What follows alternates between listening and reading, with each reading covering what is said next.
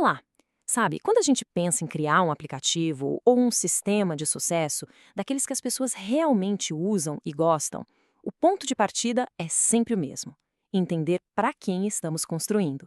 E é sobre isso que a gente vai conversar hoje, desvendando duas ferramentas que são, olha, fundamentais para isso: a persona e a jornada do usuário. A nossa análise vai seguir 6 passos. Primeiro, a gente descobre quem é o usuário, depois como construir uma persona ideal. Daí a gente entra na jornada desse usuário, aprende a mapear essa experiência, junta tudo, persona, jornada, e no final a gente vê a virada de chave que isso provoca na nossa forma de pensar. Então vamos lá, começando com a pergunta que é a base, o alicerce de qualquer bom produto digital. Parece óbvio, né? Mas acredite, não ter uma resposta clara para essa pergunta é um dos principais motivos de fracasso em projetos de tecnologia. Construir algo sem ter um usuário em mente é como, sei lá, escrever um código sem saber que problema ele precisa resolver. Simplesmente não funciona. É para responder a essa pergunta que existe uma ferramenta chamada persona. E um detalhe super importante aqui, não é um chute, não é um personagem inventado. Uma persona é, na verdade, um modelo de usuário que a gente constrói usando dados, pesquisas, fatos reais sobre um grupo de pessoas. E aqui está o pulo do gato para quem desenvolve sistemas e apps. A persona funciona como uma bússola para o time. Ela garante que cada funcionalidade, cada tela, cada decisão técnica esteja sempre alinhada com as necessidades e principalmente com as dores de uma pessoa de carne e osso. Ok, legal, mas e na prática? Como é que a gente transforma um monte de dados abstratos em um rosto, um nome, em alguém que a equipe de desenvolvimento possa realmente se conectar? O processo todo começa, claro, coletando dados. A partir daí, a gente começa a identificar padrões de comportamento, analisar os objetivos, os desafios daquelas pessoas e só então a gente cria um perfil com nome e história. E no final, esse perfil é validado, refinado com toda a equipe para garantir que está todo mundo na mesma página. E olha só um resultado prático. Esse é o Ricardo. Percebe que ele não é só um jovem? Não.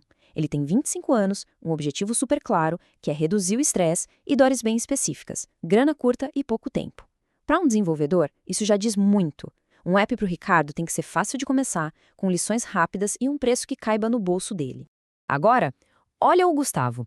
Ele está num momento de vida totalmente diferente. Uma decisão enorme pela frente. E olha que interessante. Ele é muito influenciado pela família. Para quem está criando um sistema de inscrição para a faculdade, isso é uma dica de ouro. Talvez valha a pena criar uma função para compartilhar informações com os pais ou ter uma área de perguntas frequentes pensada para a família. E por fim, a Letícia. O mais legal no caso dela é que as decisões dela não são para ela, são motivadas pelas necessidades do filho. Isso mostra que, às vezes, o usuário do sistema não é o único beneficiário. Para ela, o que importa é qualidade, segurança, o que os outros estão dizendo. Num sistema, isso pode virar uma área de destaque para selos de qualidade ou depoimentos de outros pais. E o interessante é que as personas não servem só para clientes externos, não. A gente pode, por exemplo, criar uma para um usuário interno, como a Ana, que sofre com sistemas lentos que atrapalham o trabalho dela. Ou até mesmo para alguém do time de TI, como o Diego, para a gente entender como melhorar os processos e ajudar no crescimento dele. É uma ferramenta, assim, incrivelmente versátil. Beleza, então agora a gente já sabe para quem estamos construindo. O próximo passo é entender como essa pessoa interage com o nosso sistema, com o nosso produto. É aqui que entra a jornada do usuário. Essa frase do Jan Carlson é simplesmente perfeita. Cada ponto de contato, cada mínima interação, desde a primeira vez que alguém ouve falar do seu app até o momento que precisa de um suporte, tudo isso cria uma impressão. E é exatamente isso que a gente vai mapear agora. Então, a jornada do usuário é isso. É um mapa completo de todas essas etapas, interações e percepções. Não é só sobre os cliques dentro do app, sabe? É sobre a experiência inteira. Desde o momento em que a pessoa descobre ter uma necessidade, até ela se tornar um fã da sua marca. E a melhor forma de analisar essa jornada toda é, bem, visualizando. É para isso que a gente usa o mapa da jornada do usuário. Olhando assim de primeira, pode até parecer meio complicado, mas esse mapa é uma ferramenta visual muito, mas muito poderosa. Ele conta a história completa de como um usuário interage com o sistema, mostrando os pontos altos e, claro, os pontos baixos de cada etapa. Vamos quebrar isso para ficar mais fácil. A jornada geralmente começa na conscientização, quando o nosso amigo Ricardo percebe que precisa de algo para relaxar. Depois vem a fase de consideração, quando ele começa a pesquisar apps de violão. A compra é quando ele decide e baixa o seu. E por fim, o uso e a fidelização, que é a experiência dele no dia a dia. Cada uma dessas fases tem seus próprios desafios e pontos de contato. Certo. Agora é a hora de juntar as duas pontas. É aqui que a mágica acontece de verdade. Porque, pensa bem, uma persona sem uma jornada é só um perfil no papel. E uma jornada sem uma persona, bom, é só uma lista de eventos sem vida. Esse diagrama aqui explica tudo. Imagina assim, a zona A é a lente, ou seja, é a nossa persona, são os olhos através dos quais a gente enxerga a jornada. A zona B é a experiência em si, o que a pessoa faz, o que ela pensa, o que ela sente. E a zona C é o tesouro, são os insights, as oportunidades de melhoria que a gente descobre ao analisar tudo isso.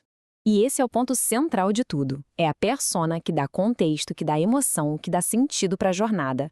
A frustração do Ricardo com métodos que demoram para dar resultado, ou a preocupação da Letícia com a segurança do filho, é isso que transforma um mapa que poderia ser só um fluxograma técnico numa história humana, uma história poderosa.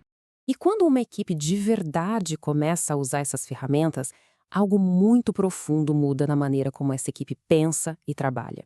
É como diz o Bruce Tenkin, a gente para de ter aquela visão de dentro para fora, sabe? Aquela focada nos nossos processos, na nossa tecnologia, e passa a ter a visão de fora para dentro, onde o ponto de partida é sempre, sempre a experiência e a necessidade real de quem usa o produto.